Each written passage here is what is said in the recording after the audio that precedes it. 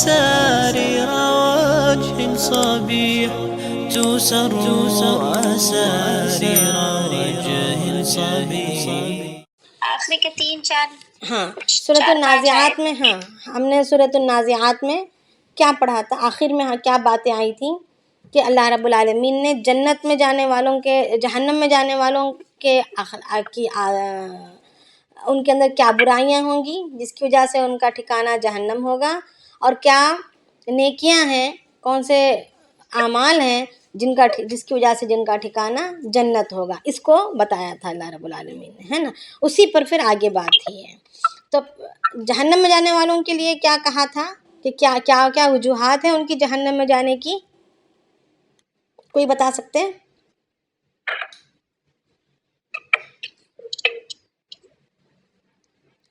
کوئی بتا سکتے ہیں جلدی سے؟ یہ سوال دوبارہ پوچھیے گا، میرا مس ہو گیا پوائنٹ. وہ ایکچولی دنیا کی زندگی کو ترجیح دیتے تھے وہ لوگ، اور احکامات کی ادائیگی میں سرکشی کرتے تھے. جی ہاں 2 باتیں تھیں. فَأَمَّا مَن طَغَىٰ وَآثَرَ الْحَيَاةَ الدُّنْيَا. اب فَأَمَّا مَن طَغَىٰ یعنی سرکشی کرنا، شرارت کرنا، یعنی اپنی نفس کو آگے رکھے. کوئی وجہ اور نہیں تھی، بس نفس کا کھیل تھا، نفس کا تماشا تھا.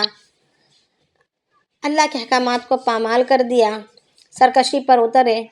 اور جو ہے دوسرا وآثر الحیات الدنیا، یعنی اسی کا نتیجہ یہ بنا کہ دنیا کی زندگی کو ترجیح دی گئی، پریفر کیا گیا دنیا کی زندگی کو، ہے نا. تو اب ان کا ٹھکانہ کیا ہوا؟ فإن الجحیم هی المأویٰ، ان کے لیے جہنم ٹھکانہ ہوگا. اور دوسری درجے پر کوئی کچھ کہہ رہے ہیں؟ وَأَمَّا مَنْ خَافَ مَقَامَ رَبِّهِ وَنَهَى النَّفْسَ عَنِ الْهَوَىٰ. دوسری 2 باتیں، دوسری کیفیت کہ جو کوئی اپنے رب کے سامنے کھڑا ہونے سے ڈرتا ہو. دنیا میں ڈر رہا ہے، یعنی کہ قیامت میں جب وقت آئے گا تب کب کپا رہا ہے نہیں، بلکہ دنیا میں ڈر رہا ہو اپنے رب کے سامنے کھڑے ہونے سے، اپنے رب کے سامنے کھڑے ہونے سے. تو رب کے سامنے کھڑے ہونے سے کیسے ڈرنے سے کیا مراد ہے کہ اعمال، جب بھی کوئی اللہ کی مرضی کے خلاف کوئی بات آئی یا نبی علیہ السلام کی مرضی کے خلاف کوئی بات آئی، تو وہاں پر یہ دیکھا جائے گا کہ وہ آیا اللہ کو راضی کرتا ہے یہ عمل یا اللہ کو ناراض کرتا ہے.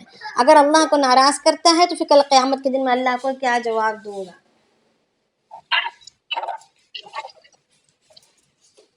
تو یہ بات سے ڈرنا کہ میں کیا جواب دوں گا، اس کو سوچتے ہوئے بچ جانا، اس کو سوچتے ہوئے اپنے آپ کو روک لینا گناہوں سے. اور کیا ہے؟ وَنَهَى النَّفْسَ عَنِ الْهَوَىٰ،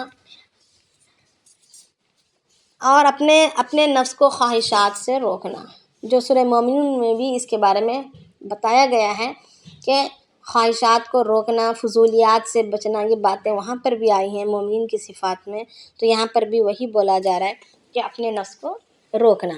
فإن الجنت ہی المأویٰ، اور جنت جو ہے ان لوگوں کا ٹھکانہ ہوگا. یسألونک عن الساعۃ ایان مرساہا. اب آگے اللہ پاک فرما رہے ہیں کہ تم سے سوال کرتے ہیں گھڑی کے بارے میں، یعنی قیامت کی گھڑی کے بارے میں کہ وہ کب آئے گی، وہ کب ہوگی. فیما انت من ذکراہا. تو اللہ تعالیٰ فرما رہے ہیں کہ تم کو اس سے کیا کام، اس کی یاد دہانی سے، اس کے تذکرے کرنے سے، اس گھڑی کے وقت کے پوچھنے سے کیا مراد ہے، کیا ضرورت ہے تمہیں اس سے تمہارا کوئی یہ نہیں ہے، یہ تمہارے مطلوب کی چیز نہیں ہے، باتیں نہیں ہیں. یعنی کب آئے گی کی ضرورت نہیں ہے، بس آئے گی اور تمہیں ہر وقت ہر گھڑی تیاری کرنی ہے. کب آئے گی؟ جب آئے گی تب ہم تیاری کریں گے؟ نہیں، یہ بات نہیں، کبھی بھی آ سکتی ہے، بہت قریب ہے، کبھی بھی آ سکتی ہے، بس اس کی تیاری ہمیں کرتی رہنی ہے. الی ربک منتہاہا، وہ جو ہے تمہارے رب کی طرف اس کی پہنچ ہے، یعنی تمہارے رب ہی کے علم میں یہ باتیں ہیں اور وہ مخفی ہے، اللہ کے علاوہ، ہمارے رب کے علاوہ کسی کو اس کی بات کی خبر نہیں۔ انما انت منذر من یخشاہا، اب آگے اللہ فرما رہے ہیں کہ صرف تمہارا مقصد تو ان کو سمجھانا ہے، ان کو ڈرانا ہے، یعنی منذر کہا گیا یعنی ڈرانے والا، تم تو صرف ڈرانے والے ہو، یعنی محبت سے ڈرانا تاکہ جہنم سے بچانے کے لیے، جہنم کی آگ سے بچانے کے لیے، قیامت کی ہولناکیوں سے بچانے کے لیے ڈرانا ہے۔ من یخشاہا، اب یہ ڈرانا کس کو ہے؟ جو ڈرتا ہے۔ ہر کسی کو ان کا ڈرانا، اللہ کے نبی علیہ السلام کا ڈرانا ہر کسی کو کارآمد اور مفید ثابت نہیں ہوگا، بلکہ ہر اسی کو کام آئے گا، اسی کو فائدہ دے گا جو ڈرتا ہے۔ تو ڈرنے والے کو ہی ڈرایا جاتا ہے، نہیں ڈرنے والے کو ڈرانے کا کوئی فائدہ نہیں۔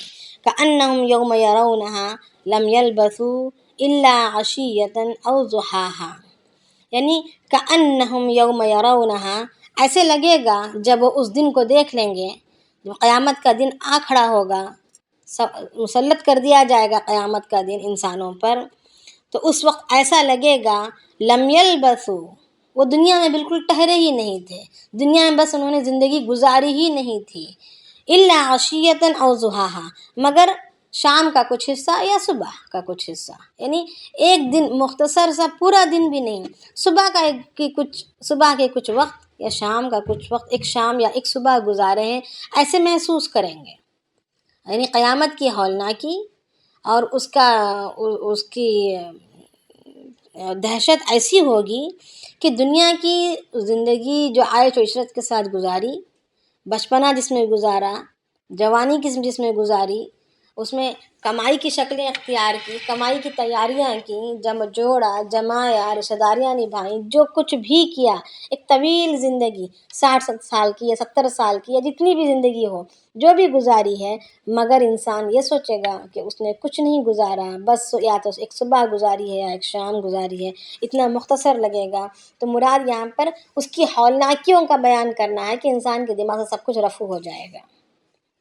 تو اب یہاں پر آخر میں اللہ رب العالمین اختتام کے طور پر قیامت کی ایک ہولناکی کی ہلکی سی ایک انداز کو بیان کیے ہیں۔ اب یہاں بات کرنے کی یہاں پر یہ ہے کہ نفس کے بارے میں یہاں پر بولا گیا کہ وَنَهَا النَّفْسَ عَنِ الْهَوَىٰ، کہ یہ اور اسی کے تعلق سے یہاں پر جب فرعون کو جب دعوت دینے کی جب بات آئی تو کیا کہا کہ جا کر فرعون سے کہو کہ اگر تو چاہتا ہے تو اگر تو چاہے تو اپنے دل کو تو سنوار لے سکتا ہے۔ فَقُلْ هَلْ لَكَ إِلَىٰ أَن تَزَكَّىٰ، آیت نمبر 18 میں ہے کہ تو اپنے اگر تو چاہے، اگر تو کہے کیا هَلْ لَكَ إِلَىٰ أَن تَزَكَّىٰ، کیا تو چاہتا ہے کہ تو اپنے دل کی صفائی کر لے؟ کیا تو چاہتا ہے کہ تو اپنے دل کی صفائی کر لے، تو اپنے دل کو سنوار لے؟ تو اب دل کو سنوارنے سے کیا مراد؟ اب جسم کو انسان سنوارتا ہے نہا دھو کے، صاف ستھرا ہو کر، اچھے کپڑے پہن کر، مگر دل کو سنوارنے سے کیا مراد ہے؟ دل تو وہ تو دل ہے، اس کا مقصد تو دھڑکنا ہے، خون کو اوپر نیچے کرنا ہے، مگر اب اس کی صفائی سے کیا مراد ہے؟ اب اس کی صفائی سے مراد عام طور پر یہ کہا جاتا ہے کہ دل صاف ہونا چاہیے، ہے نا، ہمارے زبانوں کی نوک پر بھی یہ باتیں ہیں کہ دل صاف ہونا چاہیے تو پھر چیزیں اچھی ہو جاتی ہیں۔ تو دل کے صاف ہونے سے کیا مراد ہے؟ کوئی کہہ سکتے ہیں تزکیے سے کیا مراد ہے؟ کام ہے دل کا صاف کرنا، دل میں کسی کے لیے کچھ بات نہ ہو، دل میں کسی کا رکھنا، کسی سے سب نہ کرنا، گناہ سے کچھ نہیں۔ آپ نے بتایا تھا کہ ایسی صفائی جو مانچ کر خوب رگڑ کر نکالی جائے، مطلب ایسی صفائی، اس کو تزکیہ کہتے ہیں۔ ابھی وقت بھی بہت مختصر ہے، مگر کرنے کی باتیں تو بہت زیادہ ہیں۔ اب اس کی جو ہے ہم اس کو ایک سرسری طور پر کہتے ہیں کہ دل میں کسی کی برائی نہیں رکھنا، دل میں جو ہے دل کو صاف رکھنا، دل کو صاف رکھنا۔ تو اب یہ دل کو صاف رکھنا زبان کی نوک سے کہنے سے ہونے والی چیزیں نہیں ہیں۔ برائی میں نہیں رکھ رہی ہوں، میں نے سب معاف کر دیا، میں برائی نہیں رکھ رہی ہوں، اتنا بولنے سے بھی بات ہو نہیں جاتی۔ اگر اتنی یہ آسان چیز ہوتی اور اتنی معمولی چیز ہوتی تو ابراہیم علیہ السلام جب کعبۃ اللہ کی تعمیر کر رہے تھے تو اس وقت جب کعبۃ اللہ کی جب دیواروں پر وہ اینٹیں رکھ رہے تھے اور جما رہے تھے ابراہیم علیہ السلام اور اسماعیل علیہ السلام دونوں مل کر، تو اس وقت جب دیواریں جب چڑھنے لگیں تو جیسے جیسے انسان کچھ کرتا ہے نا تو پھر اس میں پھر اپنی اولادوں کی، اپنی نسل کی فکریں بھی آ جاتی ہیں، ہے نا. اب ہمیں کوئی ایک اب گھر بنا رہے ہیں تو کل کے دن یہ ہمارے بچوں کے کام آ جائے گا، اس سے لگا اس گھر سے محنت کی بنیاد پر جتنی محنت لگتی ہے اتنی اس کی فکر بھی شروع ہو جاتی ہے. اس کے بعد یہ گھر اللہ کرے ہماری اولادوں کو کام آ جائے، اس میں گھر ہمارا خوب آباد ہو جائے، اس میں خوب برکتیں آ جائیں، ہے نا. ایک احساسات ہمارے اندر پیدا ہونا شروع ہو جاتے ہیں. پھر احساسات کے ساتھ ساتھ دل کی گہرائی سے پھر جو ہے دعائیں بھی ہونا شروع ہو جاتی ہیں کہ اللہ کرے یہ ایسا ہو ایسا ہو، اس طریقے سے. تو یہاں پر جب ابراہیم علیہ السلام جب تعمیر کرنے لگے تو اللہ تعالیٰ فرما رہے ہیں وَإِذْ يَرْفَعُ إِبْرَاهِيمُ الْقَوَاعِدَ، جب اٹھائے ابراہیم علیہ السلام اس کی بنیادوں کو، من البیت یعنی گھر کی. کون سے گھر کی؟ کعبۃ اللہ کی. ابراہیم اسماعیل علیہ السلام کے ساتھ مل کر، یعنی من البیت و اسماعیل کا، یعنی ابراہیم اور اسماعیل علیہ السلام مل کر جب کعبۃ اللہ کی بنیادوں کو جب اٹھا رہے تھے تو انہوں نے کچھ کلمات، احساسات پیدا ہوئے دل کی گہرائی میں، ایک فکر پیدا ہوئی. تو پھر انہوں نے کچھ دعائیں مانگی. وہ دعائیں اللہ رب العالمین کو اتنی پسند آئی کہ اللہ رب العالمین نے اللہ کے نبی علیہ السلام پر نازل کردہ قرآن میں قیامت تک آنے والی امت کی تعلیم کے لیے درج کر دیا. کیا کہا؟ ربنا تقبل منا انک انت السمیع العلیم، اے رب تو اس کو قبول فرما ہم سے، یعنی ہمارے اس بندھن کو باندھنے کو قبول فرما، بے شک تو سننے والا اور جاننے والا ہے.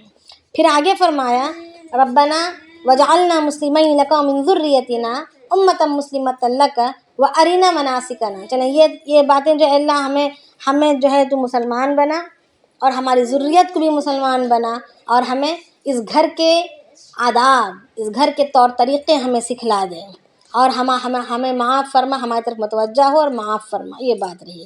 اب آخری بات جو اصل مقصد کی طرف آ رہی ہے، جو آخری گر کی بات ہے، یہ کہا ربنا، اے ہمارے رب، وابعث فیہم، تو مبعوث فرما، کسی کو بھیج، یعنی مبعوث فرما ان میں، یعنی ہماری اولادوں میں، ہماری نسل میں کسی ایسے رسول کو بھیج، فیہم رسولاً، یعنی ایک ایسے رسول کو بھیج، منہم یتلو علیہم آیاتک، جو تلاوت کرے تیری آیتوں کو ان کے درمیان، تلاوت کر سنائے، یعنی پڑھ کر سنائے.